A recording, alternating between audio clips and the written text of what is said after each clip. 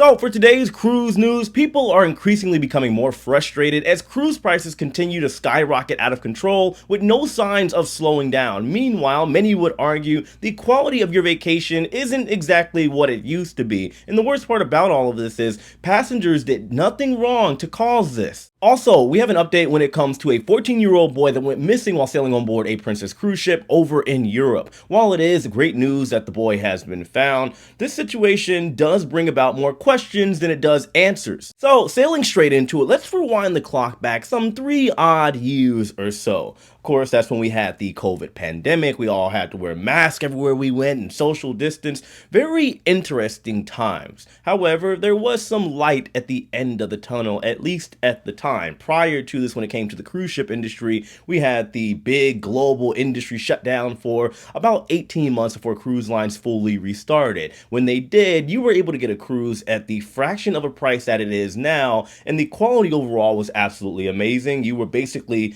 given a ship all to yourself, and that's something that will never ever happen again. But we did enjoy it, whoever did go on a cruise during those times. However, unbeknownst to many during 2021, when cruise lines would start operating again, while they were indulging in their margaritas and these unbelievable eye-catching deals on cruise ships that had maybe 100 people on board, 200, while the ship they were sailing on was more than capable of holding 5, 6, 7,000 passengers at full capacity, unfortunately, there would be a consequence to all of these opportunities that were available to passengers. You see, when you combine these eye-catching deals to get butts in seats, as well as the 18-month shutdown, cruise lines lost billions and billions of dollars. I've said over the years that at some point in time, the cruise lines would need to recuperate those billions of dollars, and unfortunately, it does look like that time is right now. Unless you've been living under a rock for the past year or so, you would know that cruising is absolutely booming right now, rapidly growing in popularity. I would argue even faster and more so than prior to the pandemic. Even though cruise prices are arguably double, triple the price than what it used to be,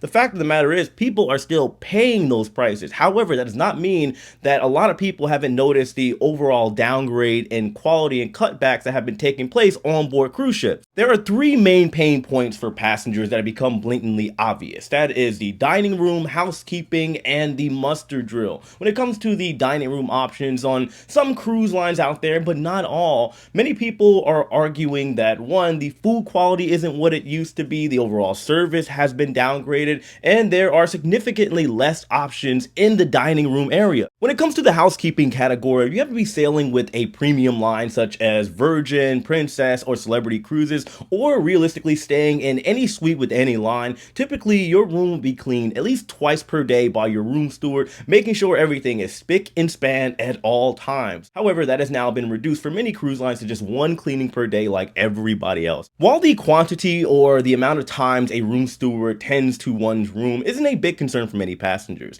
it's the quality that has become a problem. If you've been on a cruise lately, you've probably noticed that there is seemingly either a shortage of room stewards per cruise ship, or the cruise lines have done some kind of budget cut because you will see significantly less room stewards running around. It's also been confirmed by many room stewards for primarily mainstream lines that they have been given more rooms that they have to tend to, and naturally when that comes, the quality is indeed going to diminish. Finally, for whatever reason, there is an issue with the muster drill. You see, whenever the shutdown happened in 2020 and restarted in 2021, a lot of the cruise lines started opting for a revolutionized digital version of the muster drill. You just sign in on the app, watch the video, check in via your mobile app, and you were good to go for the entire cruise. No longer did you need to congregate and gather in one area like a bunch of sardines, sit there for 45 minutes, and then go about your merry way all hot, sweaty, and bothered. You have some cruise lines out there, for whatever reason, are sailing back to the old ways as opposed to doing it the digital way. It could be because it costs money to run that specific portion of the app,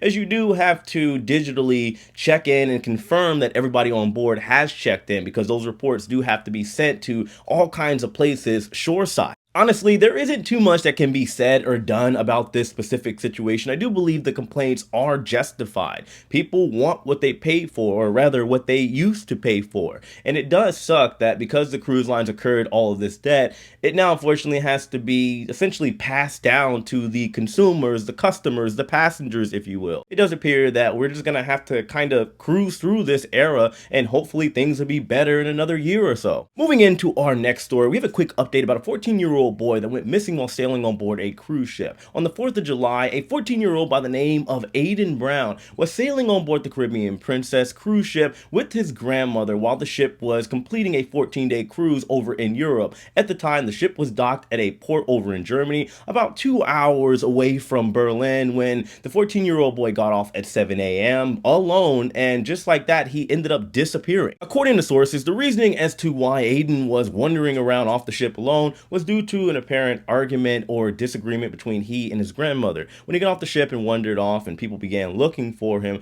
the only information they had was some surveillance footage of him at a train station with somebody, a stranger between the ages of 20 and 25, as well as the information and photos that his grandmother provided. His mother would then get involved, and she would hop on a plane and head from the United States over to the area in which they had last seen him, giving additional information. And well, 24 hours later, he would be found, believed to be about 2 hours away from the cruise port near Berlin with a 19-year-old. Obviously, this is great news, happy ending, so I'm not going to dwell too much on it. However, people are asking questions. How did this boy end up 2 hours away from the port in which he initially got off the ship at? And more importantly, how was a 14-year-old boy, a minor, able to just walk off of a cruise ship in a foreign port without adult supervision, regardless of what was happening between him and his grandmother? Given, as far as the blame, it is difficult to say who's at fault here. Princess, however, I wonder, how was he able to get off? What is the age limit for somebody that is underage to just get off the ship unsupervised without any clear confirmation of the parents from the cruise line?